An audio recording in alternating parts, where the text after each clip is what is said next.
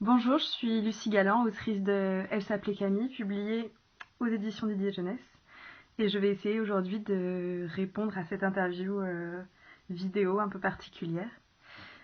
Alors, d'où je vous parle Je vous parle d'une petite ville proche de Dijon, dans laquelle j'ai beaucoup de chance d'être dans une maison avec un jardin, dans la famille de mon conjoint. Donc voilà, c'est super. Et j'ai passé le début du confinement, un mois de confinement, avant d'être ici au Pérou, où j'étais pour un voyage long. Voilà, donc j'ai passé quelques semaines là-bas déjà avant d'être confinée ici. Et c'était super. Je me suis retrouvée avec mon compagnon dans un hôtel euh, près de l'Amazonie, un hôtel avec d'autres Français qu'on connaissait pas et avec qui on a passé des semaines super, où on aurait dit une vraie colonie de vacances. Donc voilà, comment je vis le confinement. Bah écoutez, j'ai beaucoup de chance. Parce que comme je disais, on a de l'espace, un jardin. Donc voilà, je peux pas me plaindre du tout. Il y a beaucoup de gens qui vivent ce confinement-là de manière très difficile. Et pour moi, c'est plutôt un luxe. J'ai l'impression qu'on nous accorde une pause dans une vie qui va très très vite. Et du coup, je le prends avec beaucoup de plaisir et je prends le temps d'écrire, de manger, de faire à manger, de faire des jeux. Voilà, c'est plutôt un moment agréable pour moi. Alors, la première question, c'est comment résumeriez-vous votre roman? Alors, c'est vrai que c'est une histoire pas très facile à résumer, et puis il faut dire que je suis très très nulle à cet exercice, où je vais essayer. Ce roman, c'est l'histoire de Lucas, qui est un jeune adolescent qui a ses habitudes, et notamment en été, il a l'habitude de passer les 2 mois de ses grandes vacances avec son meilleur copain, Fred, voilà, de lire des BD, de jouer à des jeux vidéo, c'est ce qu'ils font chaque été. Et là, du jour au lendemain, ses parents lui apprennent qu'il va passer tout l'été dans la maison de vacances la maison d'enfance de sa maman, dont il n'a jamais entendu parler, cette maison d'enfance, qui est en pleine campagne. Donc il le vit très mal dans un premier temps, parce qu'il s'ennuie, tout simplement, il s'ennuie, il n'a pas du tout prévu ça. Et l'ennui amenant la curiosité et l'imaginaire, il va décider d'enquêter sur une lumière qu'il voit un peu au loin, et sur une jeune fille mystérieuse qu'il rencontre grâce à cette lumière. Voilà, je vous en dis pas plus. Euh, donc la seconde question n'est pas une question, ce sont des passages à lire. C'est un passage à lire sur le fait que c'est un roman d'initiation. Alors le passage à lire, c'est le suivant. Je mets. Jamais, malgré toutes les années qui ont passé, jamais je n'oublierai ce que j'ai vécu cet été-là. Même si mes souvenirs, avec l'âge et le temps, se sont peu à peu transformés en un brouillard plus ou moins épais, même s'il se situe nécessairement quelque part entre la vérité et l'imaginaire, même si parfois je n'ose pas y penser, au risque que m'apparaisse l'impossibilité de certains événements. Ce que je sais, avec la certitude de quelqu'un qui n'a rien à perdre, c'est qu'à la fin de cet été-là, je n'étais plus un enfant. Alors c'est vrai que c'est un roman d'initiation pour moi aussi, au-delà des mystères et de l'enquête qui constituent le, le cœur du roman, de l'histoire. C'est surtout, pour moi, en tout cas c'est ce que je voulais, c'était mon objectif en écrivant ce roman. C'était pour moi une histoire de passage, l'histoire d'un passage un peu magique, comme tous ces passages-là entre la vie d'enfant et la vie d'adulte, qui comportent toujours leur part de flou et d'insaisissable, et l'importance des souvenirs en tant qu'adulte de ce qu'on a vécu enfant. Voilà. Euh, alors ensuite, importance de la famille. Donc c'est un roman sur les liens familiaux, effectivement. Et la question c'est, vous vouliez clairement écrire un roman sur la famille, était-ce votre projet initial?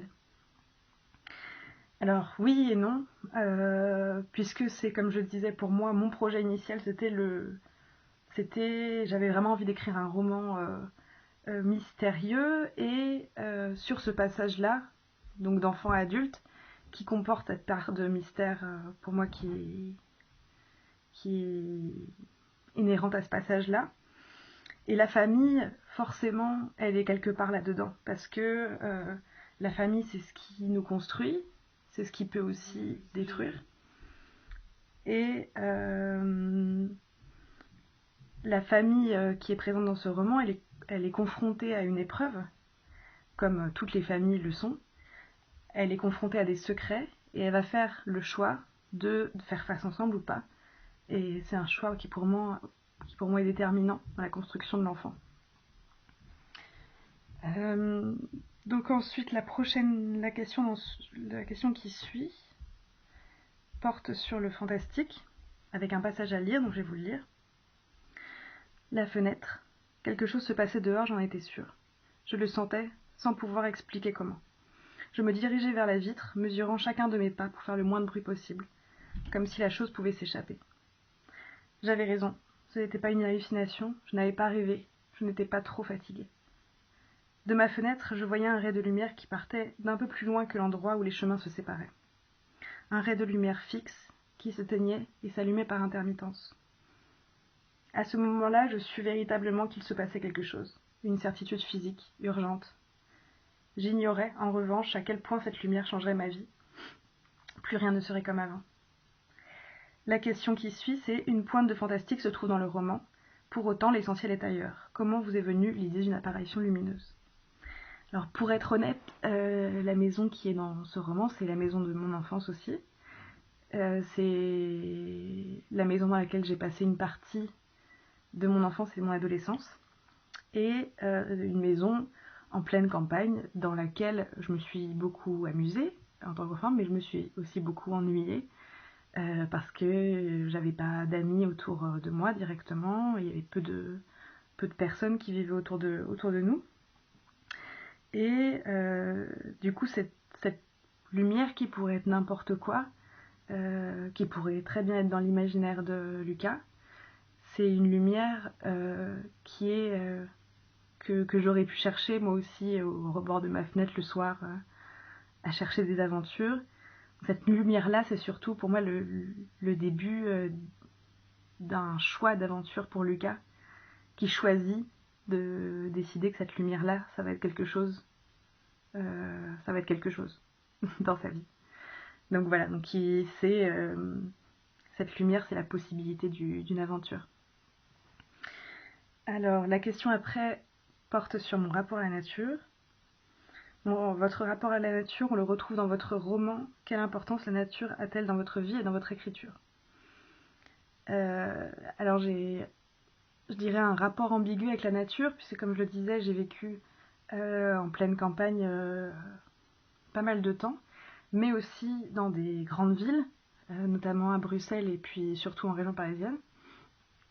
Ce qui fait que j'ai longtemps assimilé la nature avec l'ennui et les grandes villes avec les possibles.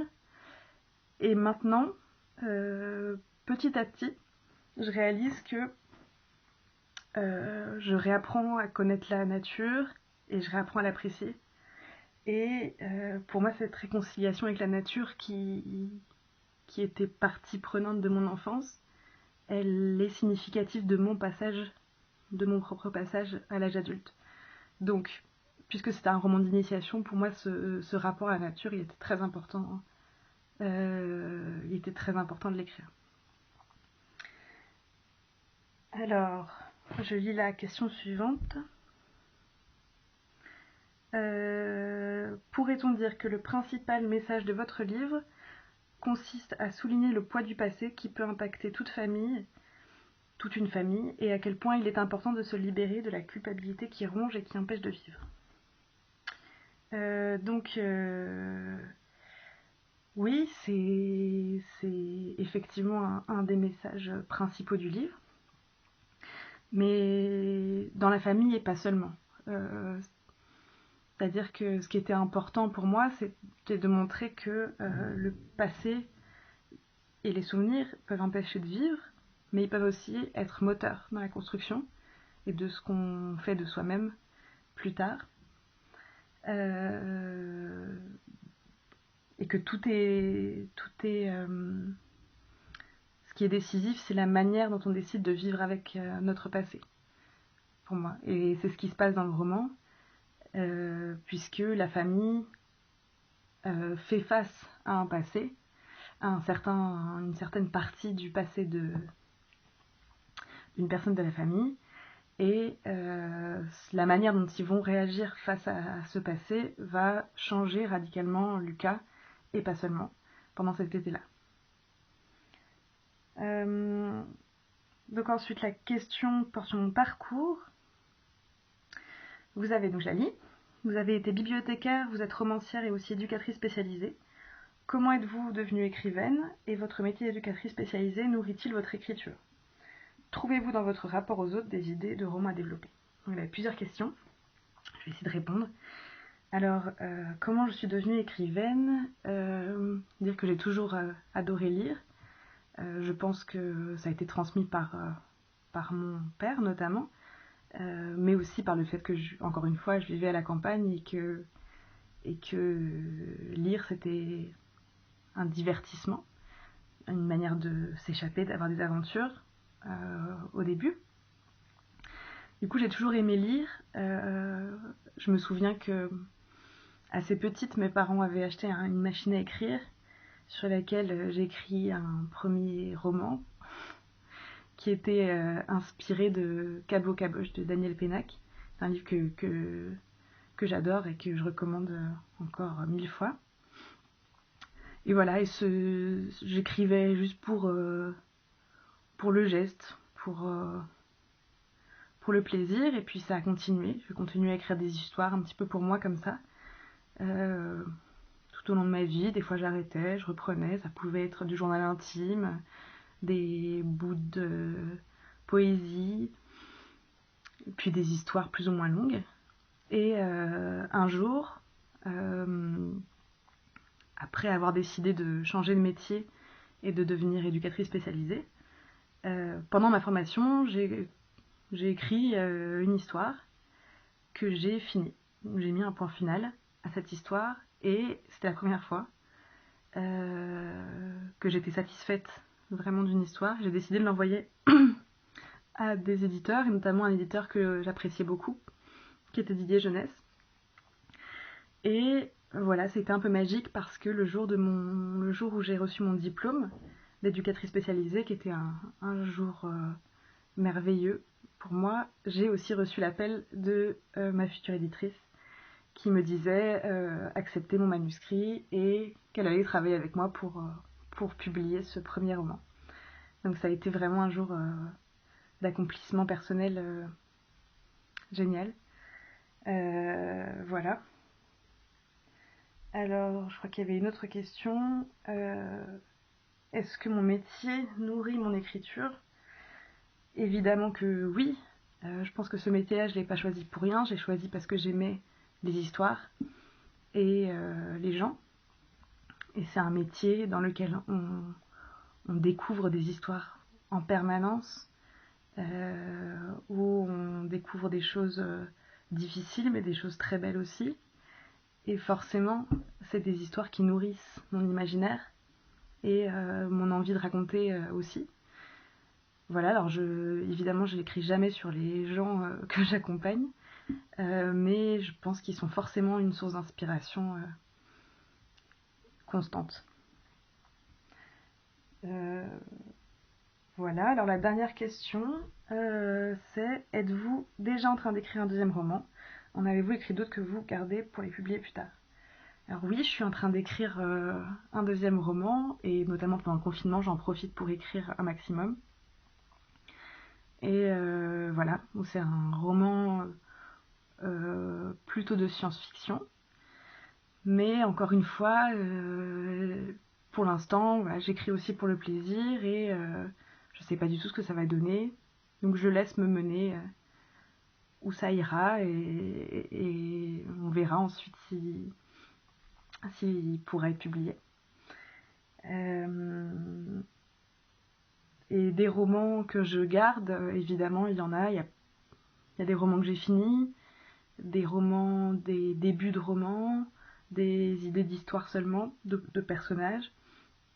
Tout ça que je garde dans ma tête et sur des petits papiers.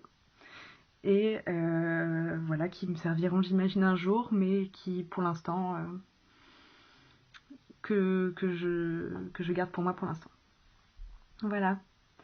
J'espère que j'ai été claire dans mes réponses.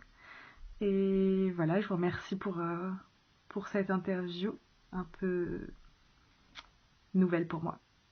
Merci.